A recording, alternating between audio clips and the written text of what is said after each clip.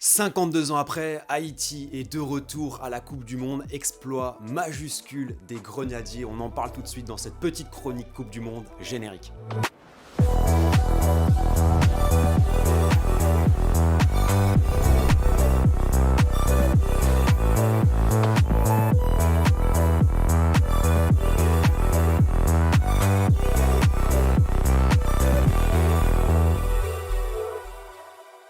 Salut les amis, bienvenue sur l'Arena, j'espère que vous allez bien, très heureux de vous retrouver pour un petit billet Coupe du Monde, un petit récapitulatif de ce qu'il s'est passé cette nuit, des événements exceptionnels. Haïti a battu le Nicaragua cette nuit 2-0, dans le même temps, le Honduras et le Costa Rica se sont neutralisés, c'est un jour historique. Haïti est qualifié pour la Coupe du Monde pour la première fois depuis 1974.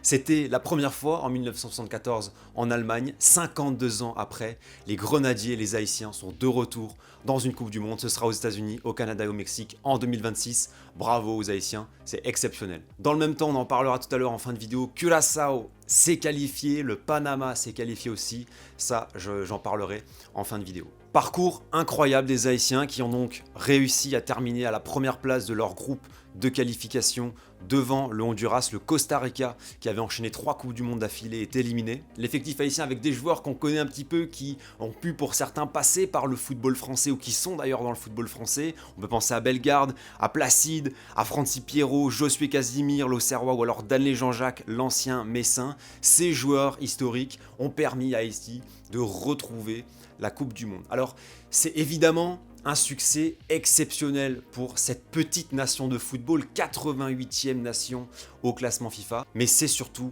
un succès aux dimensions sociales et sociétales absolument fantastiques. Le président sud-coréen Kim Dae-jung disait ceci pour le mondial de 2002.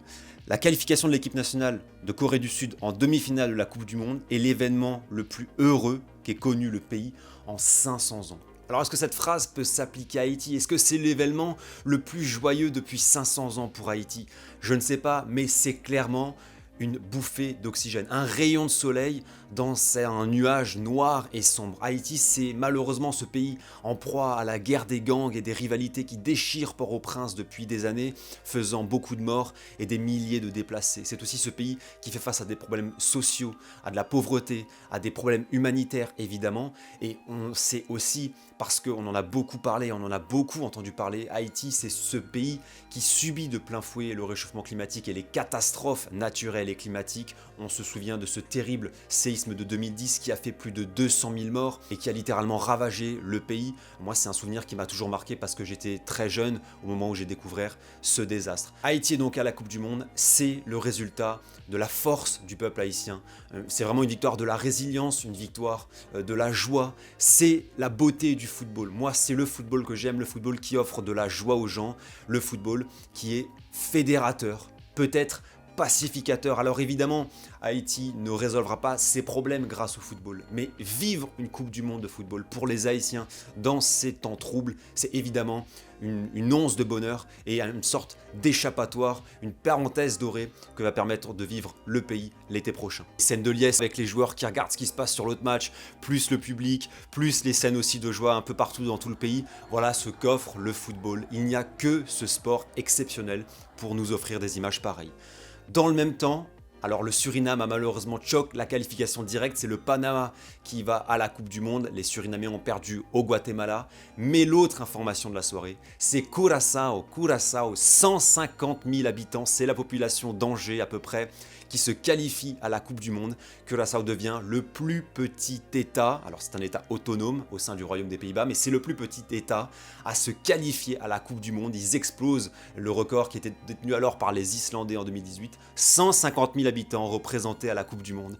Bravo aussi à Curaçao, c'est exceptionnel. La fin des qualifiers hier aussi en Europe avec la qualif des Écossais dans ce scénario fou qui retrouve la Coupe du Monde pour la première fois depuis 1998. Pareil pour les Autrichiens, pareil pour les Norvégiens. Et là évidemment avec Curaçao, avec Haïti, tout ça nous montre l'importance que c'est de se qualifier à la Coupe du Monde et surtout que ce n'est pas un dû. C'est vrai que c'est quelque chose que les grandes nations du foot ont peut-être oublié, ont peut-être tendance à banaliser. Se qualifier pour la Coupe du Monde, c'est quelque chose d'exceptionnel. Et les célébrations un peu partout dans le monde, dans les Caraïbes ou en Europe hier, nous rappellent la joie que c'est de se qualifier à la Coupe du Monde. C'est exceptionnel. Et bravo encore une fois aux joueurs de Haïti qui vont donner un peu de joie à leur peuple, à leur diaspora un peu partout dans le monde. Haïti est de retour à la Coupe du Monde et on leur donne rendez-vous l'été prochain en Amérique du Nord. Qu'est-ce que j'adore ce foot de nation, ces trêves internationales quand elles sont comme ça, c'est juste exceptionnel avec ce qu'on a vécu en Hongrie pour l'Irlande, ce qu'on a vécu hier en Europe, en barrage africain, en CONCACAF hier soir évidemment. Enfin c'est quelque chose assez exceptionnel. Rendez-vous donc à toutes ces nations parce qu'on les connaît quasiment toutes lors du tirage au sort le 5 décembre prochain et on suivra ça évidemment sur l'Arena. Dites-moi les amis ce que vous avez retenu de cette trêve internationale, de ces qualifiers, ce que vous retenez en CONCACAF, ce que vous retenez aussi pour ces qualifications européennes. Bravo à Haïti, l'exploit est sensationnel, le pays est de retour en Coupe du Monde. C'est tout pour cette petite chronique, ce petit bulletin. Je vous souhaite une très belle semaine, une très bonne soirée, une très belle journée. On se retrouve très vite sur l'Arena pour la suite des aventures. Ciao ciao.